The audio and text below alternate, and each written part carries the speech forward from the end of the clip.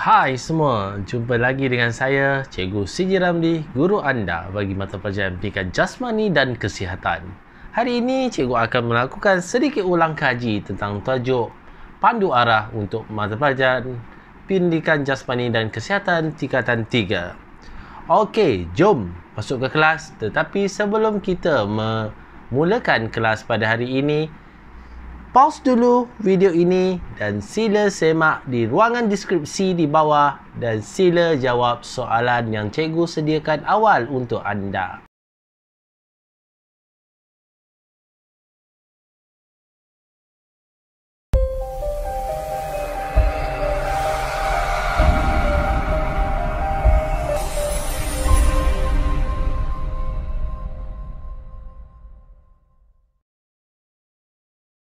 Soalan yang pertama.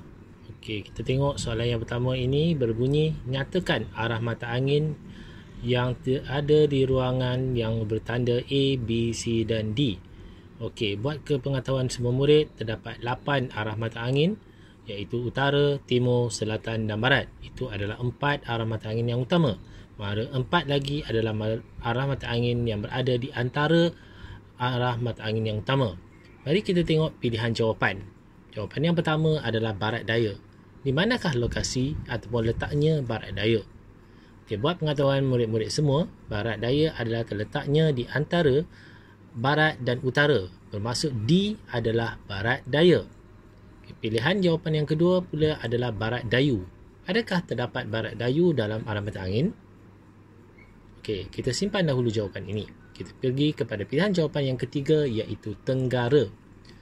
Okay, buat pengetahuan murid-murid semua, letaknya tenggara adalah di antara timur dan selatan iaitu B. Seterusnya adalah barat laut. Barat laut adalah terletak di antara selatan dan barat iaitu C. C merupakan barat laut. Dan akhir sekali, arah mata angin yang terletak di antara utara dan timur dikenali dengan nama timur laut. So, maka dengan ini, jawapan barat dayu tidak ada dalam senarai arah mata angin. So, jawapan yang betul adalah barat daya, tenggara, barat laut dan timur laut. Sekarang kita beralih kepada soalan yang kedua. Soalan yang kedua berbunyi begini. Kedudukan bearing hospital ialah? Okey, mula-mula kita kenal pasti di manakah letaknya hospital. Hospital terletaknya di bahagian tenggara daripada arah mata angin. Buat pengetahuan murid-murid semua, pergerakan daripada satu arah mata angin kepada arah mata angin yang lain adalah bersudut 45 darjah. Masjid ataupun utara bersudut 0 darjah, manakala timur laut iaitu pejabat pos bersudut 45 darjah, timur bersudut 90 darjah, manakala hospital yang berada di bahagian tenggara arah mata angin ini adalah bersudut 135 darjah. Murid-murid boleh menghafal nilaian sudut ini berasaskan arah mata angin tersebut. Jadi jawapan bagi soalan ini, bearing hospital ialah 135 darjah. Okey, sekarang kita beralih kepada soalan yang ketiga. Soalan ketiga berbunyi, lokasi yang terletak di bahagian barat daya ialah? Mula-mula sekali kita merujuk kepada 4 pilihan jawapan yang diberi. Pilihan jawapan yang pertama adalah sekolah. Sekolah adalah terletak di bahagian barat dan utara. Jadi sekiranya murid-murid masih ingat, kedudukan arah mata angin antara barat dan utara adalah barat laut. Jadi sekolah bukan pilihan jawapan yang betul. Seterusnya kita pergi kepada pilihan jawapan yang kedua iaitu bukit. Bukit adalah terletak di antara Bank dan juga Kilang. Bank adalah berkedudukan selatan, manakala Kilang berkedudukan barat. Arah mata angin yang berada di antara selatan dan barat adalah barat daya. Oleh itu, bukit merupakan lokasi yang terletak di bahagian barat daya. Seterusnya kita beralih kepada soalan yang keempat. Soalan yang keempat berbunyi begini.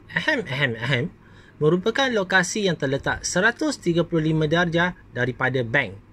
Okey. Sebagaimana yang semua murid-murid tahu, 135 darjah adalah berkedudukan tenggara dalam arah mata angin. Tetapi dalam situasi soalan ini, Bank merupakan arah utara ataupun kosong darjah. Mari kita melihat kepada pilihan jawapan yang diberi. Okey, pilihan jawapan yang pertama adalah sekolah. Sekolah dari bank ke bukit 40 darjah, Pak Bukit 45 darjah, kilang 90 darjah dan sekolah adalah berkedudukan 135 darjah ataupun berkedudukan arah tenggara jika kita ambil kira dari kedudukan bank yang merupakan utara bagi soalan ini. So, pilihan jawapan bagi soalan ini, sekolah merupakan lokasi yang terletak pada sudut 135 darjah daripada bank. Kita terus melangkah kepada soalan yang kelima. Soalan yang kelima berbunyi begini. Mengikut arah mata angin, hospital terletak pada kedudukan ehem-ehem dari kilang. So, sekarang kita lihat di manakah kedudukannya kilang. Okey, kilang adalah berkedudukan arah utara sekarang. Jadi, kita ambil kira pergerakan arah mata angin. Dan buat pengetahuan murid-murid semua, arah pergerakan mata angin adalah bermula dari sebelah kanan ataupun mengikut putaran jam. Okey, sekiranya kilang adalah utara, masjid adalah timur, stadium adalah selatan dan bank merupakan arah barat. Jadi, arah mata angin yang terletak di bahagian selatan dan barat merupakan arah barat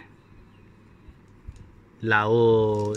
Tahniah kepada murid-murid yang berjaya menjawab soalan ini kerana hospital terletak pada kedudukan barat laut daripada kilang. Kita beralih kepada soalan yang keenam. Soalan keenam berbunyi begini. Kedudukan bearing pejabat pos ialah... Okey, kita kembali kepada soalan asas. Di mana masjid adalah berkedudukan kosong darjah dan pergerakan satu arah mata angin ataupun kedudukan pejabat pos iaitu yang berkedudukan timur laut adalah bersudut 45 darjah. Tahniah kepada pelajar kerana berjaya mengingat akan jawapan ini. Seterusnya kita beralih kepada soalan yang ketujuh. Soalan yang ketujuh berbunyi begini. Aktiviti pandu arah dapat menggalakkan Jika kita melihat kepada soalan ini menginginkan murid-murid menyenaraikan faedah ataupun kebaikan melibatkan diri dalam aktiviti pandu arah. Adakah kepimpinan merupakan kebaikan daripada aktiviti pandu arah? Adakah keseronokan merupakan kebaikan daripada melakukan aktiviti pandu arah? Dan adakah kemahiran berfikir juga merupakan kebaikan semasa melakukan aktiviti pandu arah? Atau kemahiran memasak juga boleh dapat ditingkatkan apabila pelajar melibatkan diri dalam aktiviti pandu arah ini. Jika kita melihat kepada 4 pilihan jawapan ini, jelas menunjukkan bahawa kepimpinan, keseronokan dan kemahiran berfikir mampu ditingkatkan semasa kita melibatkan diri dalam aktiviti pandu arah. So, pilihan jawapannya adalah kepimpinan, keseronokan dan kemahiran berfikir.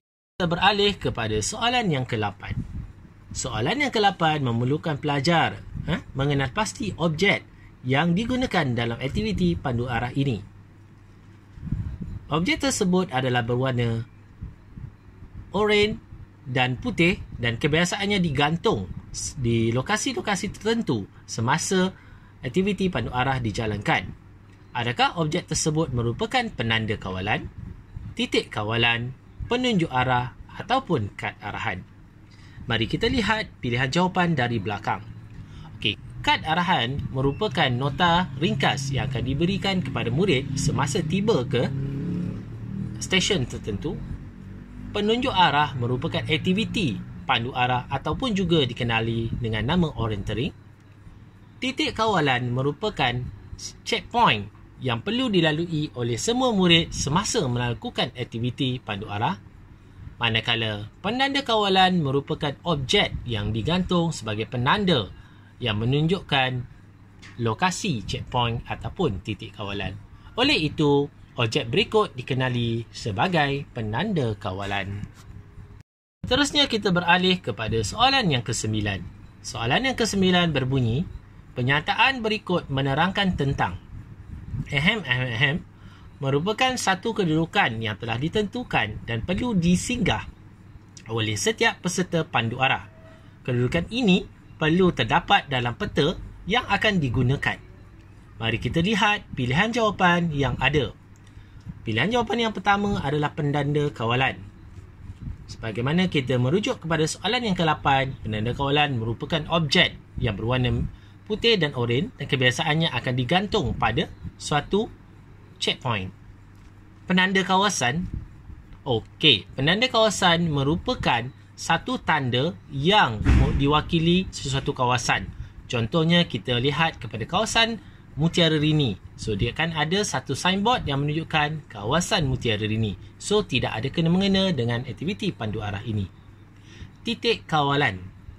Titik kawalan merupakan checkpoint ataupun stesen yang harus disinggah oleh setiap peserta aktiviti pandu arah.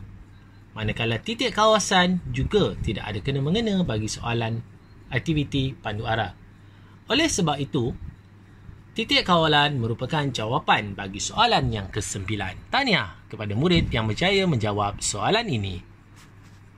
Kita beralih kepada soalan yang ke-10. Soalan yang ke-10 memerlukan pelajar memilih dengan teliti kerana jawapan ini mempunyai beberapa trik yang akan menyebabkan pelajar salah tanggapan dan akan menyebabkan pelajar salah memilih jawapan yang tepat. Soalannya berbunyi begini. Pemenang adalah individu atau pasukan yang berjaya. Adakah melalui semua titik kawalan tersebut dengan masa yang pantas atau melalui semua titik kawalan tersebut dalam masa yang pantas atau melalui semua penanda kawalan tersebut dengan masa yang pantas atau tiba ke destinasi dengan selamat. Jika kita lihat kepada 4 pilihan jawapan yang diberi, jawapan tiba ke destinasi yang selamat adalah tidak tepat, so pangkah. Melalui semua penanda kawalan juga salah kerana peserta pandu arah melalui semua titik kawalan bukan penanda kawalan juga salah. Hanya tinggal 2 pilihan jawapan. Perbezaan antara 2 pilihan jawapan ini adalah perkataan dengan dan dalam. Jadi, jawapan yang tepat bagi soalan ini adalah melalui semua titik kawalan tersebut dalam masa yang pantas. So, tahniah juga kepada murid yang berjaya menjawab soalan ini. Seterusnya kita pergi kepada soalan yang ke-11. Soalan yang ke-11 berbunyi begini. Aktiviti ini biasanya dilakukan dengan menggunakan dan yang melibatkan kemahiran mengemudi ke beberapa titik kawalan atau destinasi. So, kita lihat kepada 4 pilihan jawapan yang diberi. Jawapan yang pertama, kompas, tick, check, penanda kawalan. Mungkin tidak. So, jawapan yang pertama salah. Jawapan yang kedua, kompas, check, peta, check dan titik kawalan. Okey, titik kawalan salah. So, juga bukan jawapannya. Kita pergi kepada pilihan jawapan yang ketiga, kompas, check, peta, check dan kad arahan. Maybe. Check dahulu. Dan kita lihat pilihan jawapan yang keempat. Penunjuk arah. Penunjuk arah merupakan aktiviti orientering. Bukannya alatan yang digunakan untuk melakukan aktiviti orientering. Oleh itu, pilihan jawapan yang tepat adalah kompas, peta dan kad arahan. Sekali lagi, saya mengucapkan tahniah kepada murid yang berjaya menjawab soalan ini. Kita pergi kepada soalan yang ke-12 ataupun soalan yang terakhir bagi kuis kali ini. Soalannya berbunyi begini. Penyataan di sebelah berkaitan dengan pusingkan perumah kompas sehingga jarum magnetik masuk ke dalam anak panah ini menunjukkan arah utara. Pilihan jawapan yang ada adalah kompas, anak panah orientering, garisan memutar dan juga jarum magnetik. Okey. Kita lihat kepada pilihan jawapan dari belakang. Jarum magnetik. Adakah murid masih ingat apakah yang dimaksudkan dengan jarum magnetik? Jarum magnetik merupakan jarum yang senantiasa berputar mengikut arah mata angin. Garisan memutar merupakan gegelung yang berada pada kompas yang digunakan untuk memutar arah mata angin, manakala kompas merupakan alat yang digunakan untuk aktiviti orientering. Dan pilihan jawapan bagi soalan yang ke-12 adalah anak panah orientering. Oleh itu, jawapan bagi soalan ke-12 adalah pusingkan perumah kompas sehingga jarum magnetik masuk ke dalam anak panah orientering. Anak panah ini menunjukkan arah utara. Tahniah kepada pelajar-pelajar yang berjaya menjawab soalan ini dengan mendapat markah 100%.